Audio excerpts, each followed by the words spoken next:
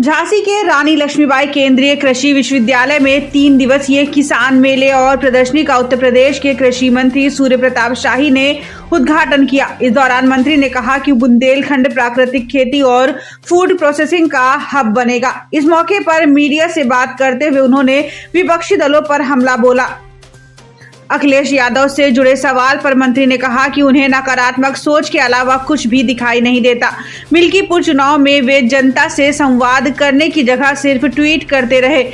एक दिन के भीतर 125 ट्वीट किया। उन्होंने बीजेपी के लोग ग्राउंड पर काम करते रहे।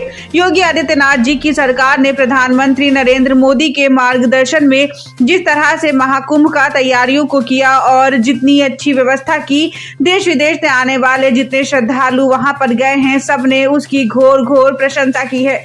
हादसा होना एक दुर्भाग्यपूर्ण घटना थी, हो गई, उसकी न्यायिक जांच हो रही है। अखिलेश यादव की बातें मनगढ़ंत होती हैं, जिसका कोई आधार नहीं रहता। जनता की नब्ज उनके हाथों में नहीं है। वे जब मुख्यमंत्री थे तब भी उनके हाथों में नहीं था। गैर कानूनी तरीके से कब्जा करके कहीं अवैध मस्जिद नहीं बनाई जा सकती। कुशीनगर में मस्जिद पर बुलडोजर एक्शन के मामले में मंत्री ने कहा कि कुरान के भीतर भी इस बात की व्यवस्था है कि यदि वह अनाधिकृत जमीन पर नमाज अदा करते हैं तो खुदा उसको स्वीकार नहीं करता। इनके पास बुंदेलखंड के जो जिले आए हैं उन जिलों के कृषि विज्ञान केंद्र इनके पास हैं और ये अपना दतिया कृषि विज्ञान केंद्र इन्हीं के पास है। तो ये कहना कि इनके पास कोई नहीं है, ये असत्य है। अच्छा, अखिलेश यादव ने ट्वीट किया है और कहा, उन्होंने चिंता जताई है उन व्यापारियों पे जिन्होंने दुकान लगाई है कुंभ मेले में, और कहा है कि तमाम जो रास्ते बंद कर देने से उनका बड़ा नुकसान हो रहा है, तो सरकार को भरपाई करनी चाहिए। देखिए, उन्हें सिर्फ जो है नकारात्मक सोच के अलावा कुछ भी नहीं दिखाई देता।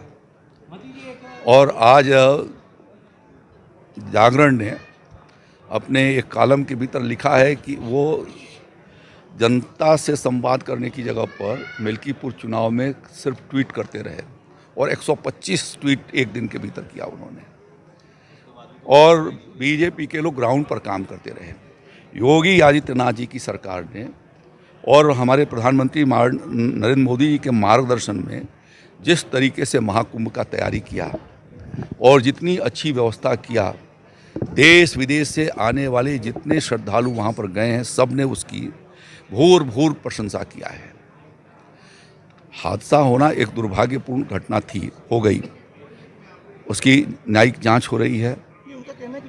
बात सुनिए, ये गलत वो कह रहे हैं इस बात को। जब वहाँ पर 2 करोड़ लोग वहाँ पर हैं और रास्ते पर भी यदि लोगों को होल्ड किया गया है तो स्वाभाविक है कि उनके दुकानों की बिक्री हो रही है। ऐसा तो नहीं है कि वो भूखों रह रहे हैं, ऐसा तो नहीं है कि उनको साबुन और नहाने की ज़रूरत नहीं पड़ रही है, या उनको ऐसा नहीं है कि मंजन की ज़रूरत नहीं पड़ रही है। दातुन बेच करके, और अभी हमने समाचारों में आप ही लोगों ने दिखाया कि 25,000 रुपये से ऊपर की आमदनी 16-17 दिन में एक हमारी महिला ने कर लिया दातुन बेच करके। तो आप एक तरफ ये दिखा रहे हैं और दूसरे तरफ उनके अखिलेश यादव जी के मनगढ़ंत जितनी भी बातें होती रहती हैं जिसका कोई आधार नहीं रहता है और उसकी चर्चा करते हैं आप। यह दुर्भाग्यपूर्ण है। अभी भी उनको वो नब्ज, जनता का नब्ज उनके हाथों में नहीं है। वो जब मुख्यमंत्री थे तो भी नहीं था, और लगातार वो ख्याली पुलाव बनाते रहे और बना करके कुछ न कुछ। मस्जिद बड़ा विवाद में आ रहा है, मस्जिद को लेके यूपी कांग्रेस भी प्रेस कॉन्फ्रेंस कर चुकी, सपा भी जा चुकी। क्या गैर कानूनी तरीके से अवैध कब्जा करके कहीं मस्जिद नहीं बनाई जा सकती।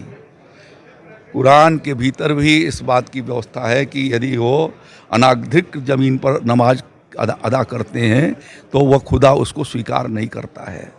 तो तुमको तो राजनीति करना है, उन्हें धर्म, किसी भी धर्म से उनको लेना देना नहीं है। उन्हें किसी तरह वोट बैंक की, उनको सिर्फ राजनीति करना है तो सिर्फ उनको वोट बैंक की राजनीति दिखाई देती है। विद्यालय पर अनियमितताएं और भर्ती में घोटाले का आरोप लग रहा है, एक शिकायत भी पहुंची है, उस पर आपका क्या कहना है? मेरे पास ऐसी कोई शिकायतें नहीं हैं, और जहां शिकायतें होंगी, जो इस विश्वविद्यालय को संचालन हमारी भारत सरकार करती है और कोई होगी तो वो जांच कराएंगे।